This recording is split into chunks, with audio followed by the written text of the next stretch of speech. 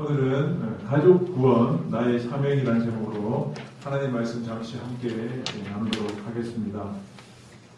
1993년도 지금부터 한 26년 전에 개봉한 영화가 있습니다. 바로 쉰들러 리스트라는 영화입니다.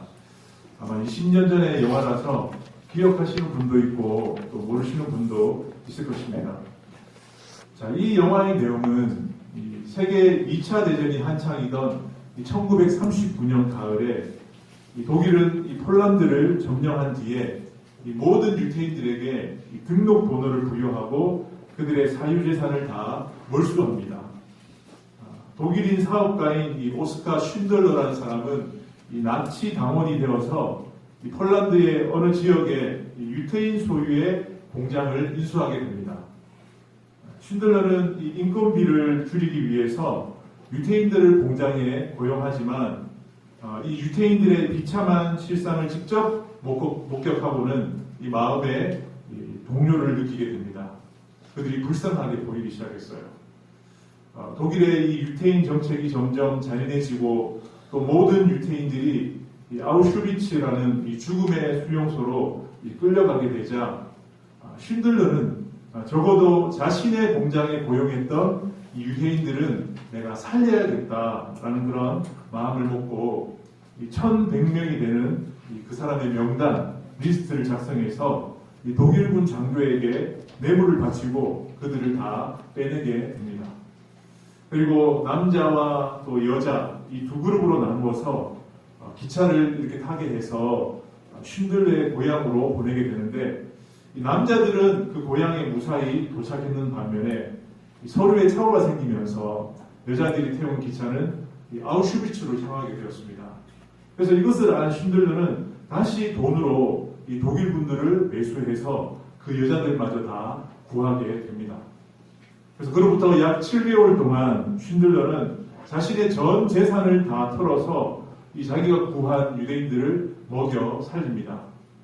그래서 시간이 지나고 이 1945년도가 되어서 이 전쟁이 끝나고 이 전쟁에 관련된 모든 전범들이 위기에 놓이면서 이 나치 당원이었던 이 쉰들러 역시 도망가는 신세가 되지만 그의 마음속에는 그 와중에도 내가 왜 유태인들을 한 명이라도 더 살리지 못했을까라는 그런 마음을 가지고 책망하는 그런 내용으로 영화는 마무리됩니다.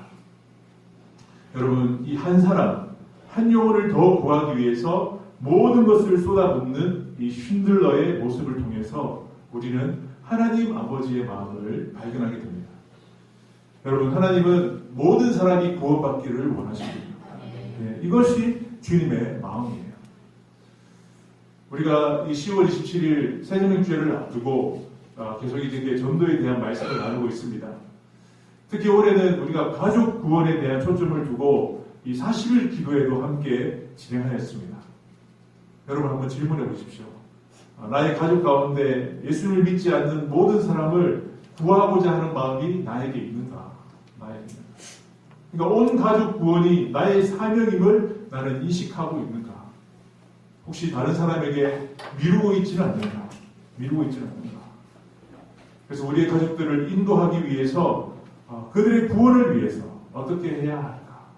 그래서 오늘 이 온 가족이 구원받기 원하시는 이 하나님의 마음을 살피면서 그 방법을 한번 잠깐 나누기를 원합니다. 자, 가족 구원, 가족 전도, 나의 사명을 감당하기 위해서는 첫 번째로 지체하는 자의 손을 잡아 이끌어야 합니다. 지체하는 자의 손을 잡아 이끌어야 합니다. 우리가 어떤 재난 영화나 아니면 재난을 당한 뉴스들을 볼 때 위기 가운데 있는 사람들을 구하기 위해서 어떻게 합니까? 말로만 건면하지 않죠. 손을 잡고 이끌어냅니다. 강제적으로 이끌어냅니다. 왜 그렇습니까? 왜냐하면 생명이 왔다 갔다 하는 아주 중요한 순간이기 때문에 그래요. 오늘 본문에서도 보면 이 위기에 처한 자들을 손을 잡아 이끄시는 주님의 모습을 우리는 볼 수 있습니다. 우리 창세기 말씀을 보면 이 18장 또 13장을 보면 이 소돔성이 나오는데 소돔성은 죄악으로 가득 차 있었어요. 그래서 하나님은 창세기 18장 20절에 보면 이 소돔성을 멸하여야겠다. 멸할 것이다 라고 결정하셨어요. 왜냐하면 13장 13절에 보면 이렇게 나와 있거든요. 소돔 사람은 여호와 앞에서 악하며 어떤 죄인이더라? 큰 죄인. 큰 죄인. 보통 죄인이 아니라 큰 죄인이라고 했어요. 그러니까 소돔이라는 말이 어떤 말이냐면 동성이라는 말이에요. 소돔이라는 말. 그러니까 그럴 정도로 소돔 사람들은 죄악이 강한, 관영한, 가득한 곳이었어요. 그래서 하나님께서는 이 소돔성을 멸하고자 결정하셨어요. 자, 그런데 문제는 하나님께서 멸하시는 이 소돔성에 아브라함의 조카 롯이 살고 있었다는 거예요. 아브라함의 조카 롯과 그 가족들이 살고 있었다. 롯이 왜 이 소돔성에 살게 되었습니까? 아브라함과 헤어질 때 눈에 보이는 좋은 땅을 선택한 곳이 바로 소돔이었어요.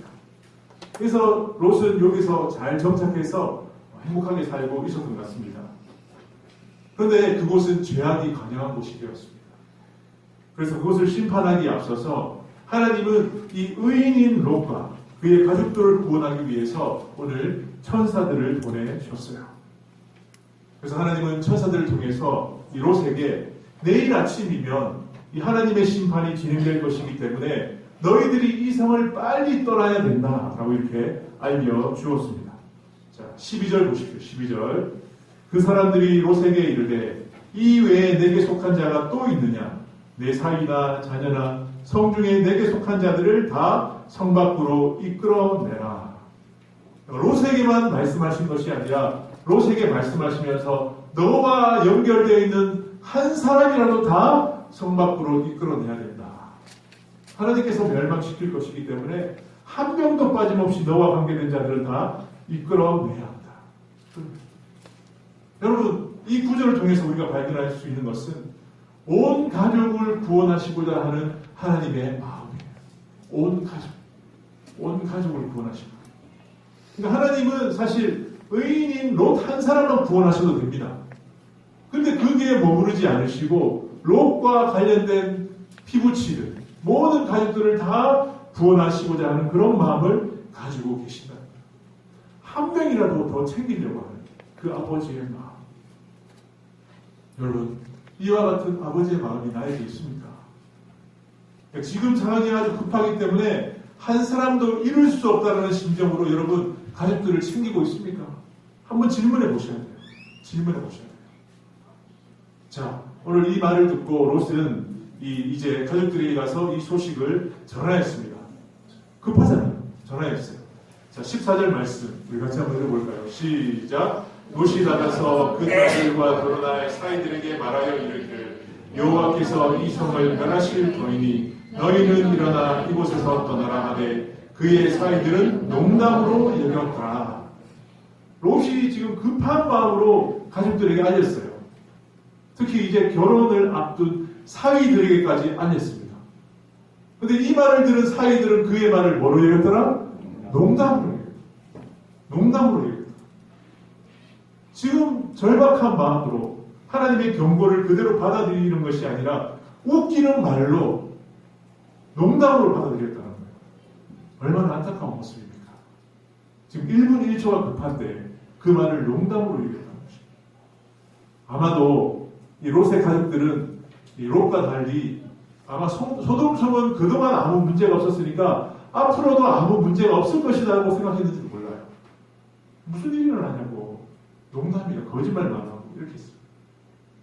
그리고 소돔성이 죄악이 너무나 물들어 있으니까 아마 영적으로 너무나 어두운 가운데 있으니까 그 말이 들리지 않을 수도 있습니다. 그리고 또 한편으로는 이 롯이 가장으로서 영적인 가장으로서의 역할을 하지 못해서 아마 영향력이 없어서 아무리 말해도 그들이 듣지 않았을 수도 있습니다. 어쨌든 그들에게 말했지만 그들은 그것을 농담으로 여겼다는 것입니다. 여러분, 우리도 마찬가지입니다. 우리에게도 이런 반응이 있을 수 있습니다. 나는 지금 시급한 마음으로 우리 가족들에게 간절한 마음으로 그들의 구원을 위해서 기도하면서 그들에게 주님께로 나아가자고 권면하지만 가족들의 반응은 냉랭할 수가 있어요. 농담으로 여길 수도 있다는 것입니다. 그럴 수 있다는 것입니다. 오늘 이 천사들의 말을 듣고 전달하는 롯은 가족들에게 이야기하였지만 반응이 적극적이지 않았어요. 그래서인지 왠지 모르게 롯은 오늘 자기도 이제 적극적이지 않게 되었어요. 지체하였어요. 그러니까 가족들의 반응 때문에, 그리고 소돔성에 대한 자신에 대한 어떤 미련 때문인지 몰라도 적극적으로 움직이지 않았어요. 어쩌면 이 모습이 우리의 모습인지도 몰라요. 우리가 열심히 하려고 했는데 같이 따라주지 않을 때 우리도 마음이 식어질 수 있단 말이에요. 이것이 우리가 지금 점검해야 될 모습이라는 것입니다. 여러분이 지금 이 시기에 점검해야 될 모습이라는 거예요. 주변의 싸늘한 반응 때문에, 그리고 상황과 환경 때문에 그들이 움직이지 않는 것 때문에 나도 같이 움직이지 않을 수 있다는 것입니다. 오늘 이렇게 지체하는 롯을 향해서 하나님께서는 어떻게 하셨습니까? 18절 말씀 한번 보십시오. 같이 한번 읽어볼까요? 시작. 그러나 롯이 지체하매 그 사람들 천사들이 롯의 손과 그의 아내의 손과 두 딸의 손을 잡아 인도하여 성 밖에 두니 여호와께서 그에게 자비를 더하시며더라. 지체하니까 이제는 가만히 기다릴 수 없어서 어떻게 했습니까? 뭘 잡았어요? 손을 잡았습니다. 롯의 손과 그 아내의 손과 두 딸의 손을 잡아서 강제적으로 성 밖으로 이끌었다는 것입니다. 이끌었다는 것입니다. 이것이 무엇입니까? 하나님께서 그들을 사랑하십니다. 그들을 구원하시기 위해서 강제적으로 이끄셨다. 강제적으로. 하나님의 자비하심이에요. 하나님은 이처럼 멸망의 소식에 둔감하면서 또 구원의 소식에 기뻐하지 않고 세상 소식에 민감한 어리석은 자들까지도 구원하시는 분인 줄 믿습니다. 하나님은 이런 자들까지도 구원하시는 분이에요. 이런 자들까지도. 의인 한 사람 때문에 그의 가족들까지 몽땅 구원하시고자 이렇게 손을 잡아 이끄신다는 거예요. 여러분, 이런 하나님의 열심이 우리에게도 있기를 바랍니다.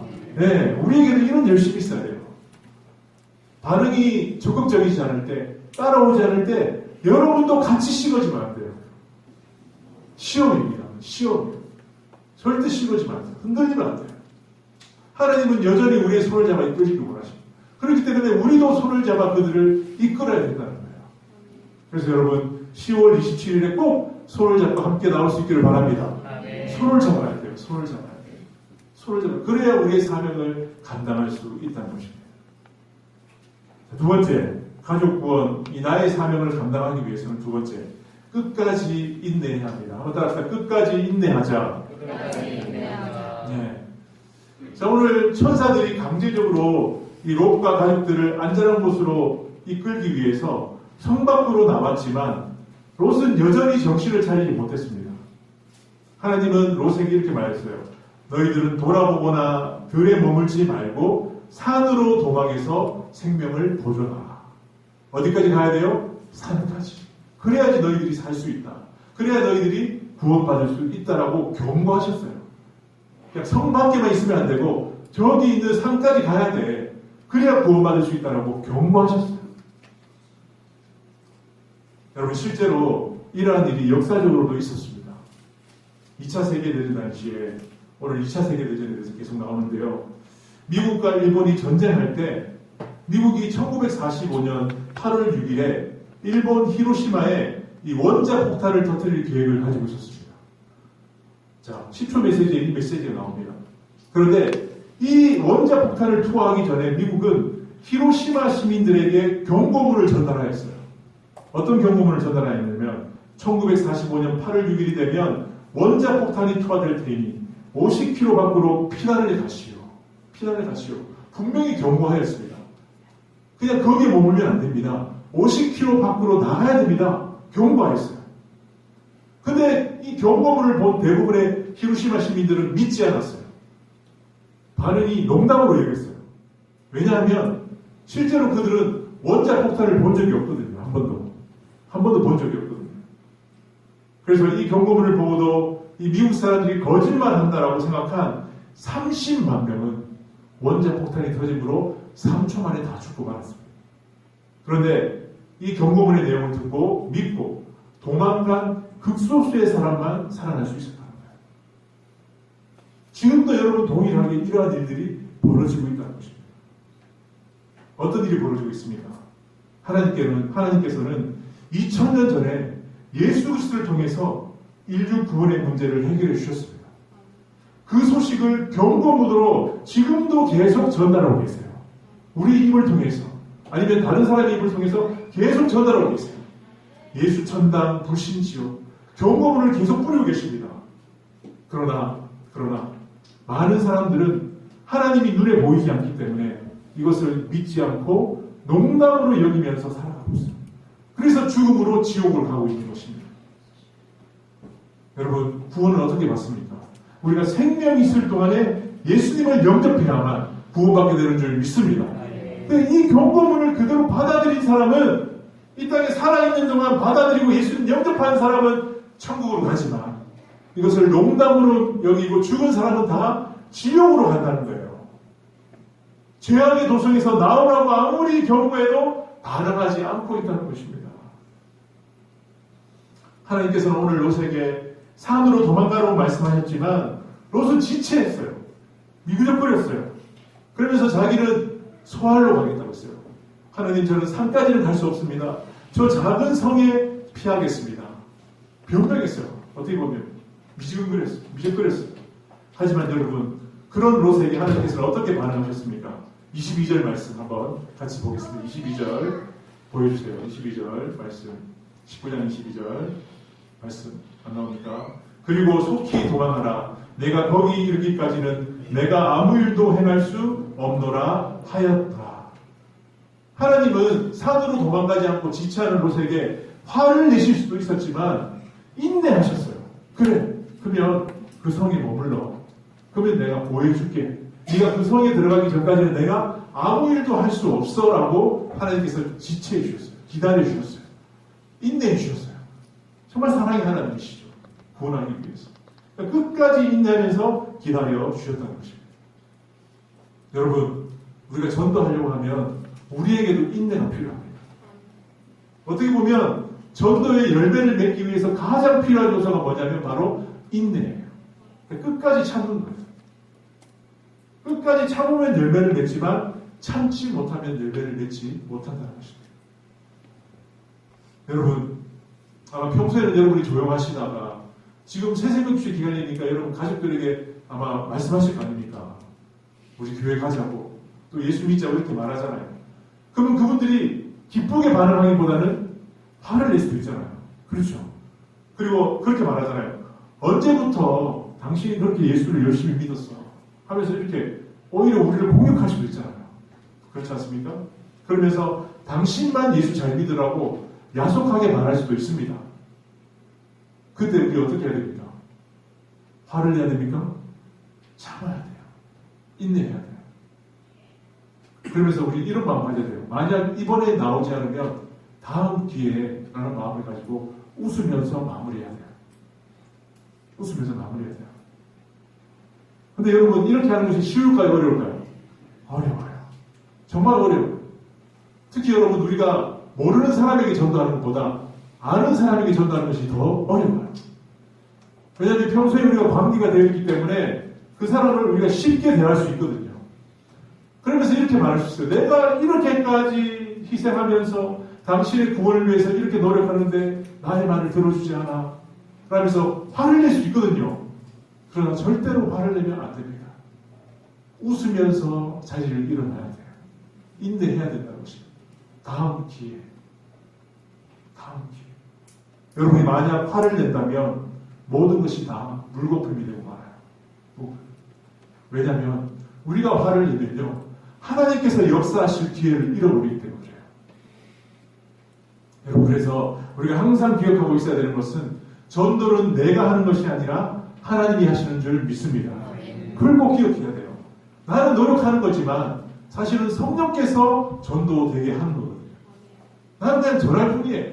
나는 끝까지 인내하는 것 뿐이에요.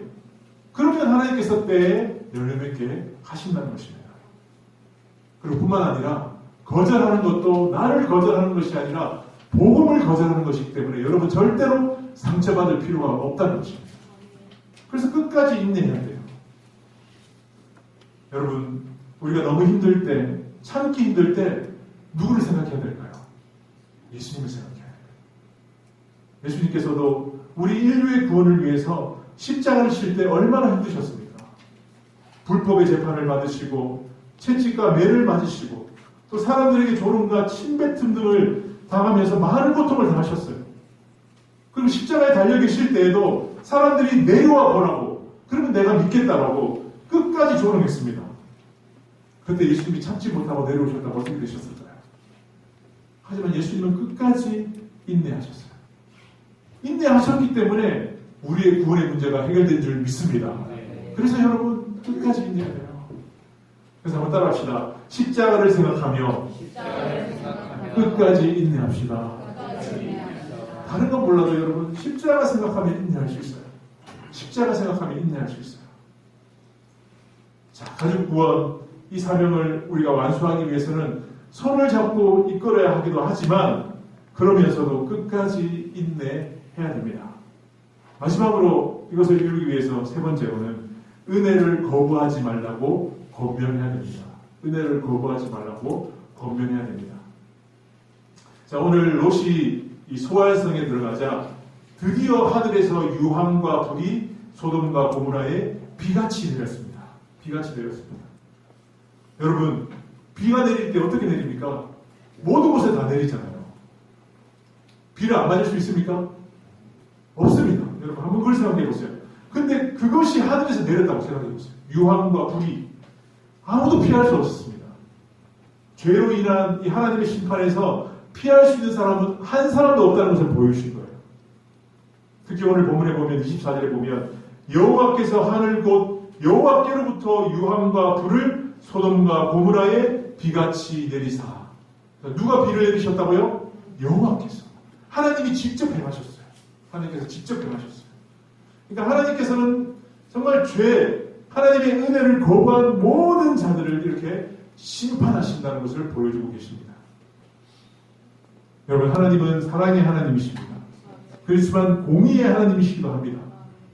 하나님은 우리를 강권적으로 이끄시고 끝까지 인내하시지만 중요한 것은 당신의 은혜를 거부하는 자는 어쩔 수 없이 심판하실 수밖에 없다는 것입니다.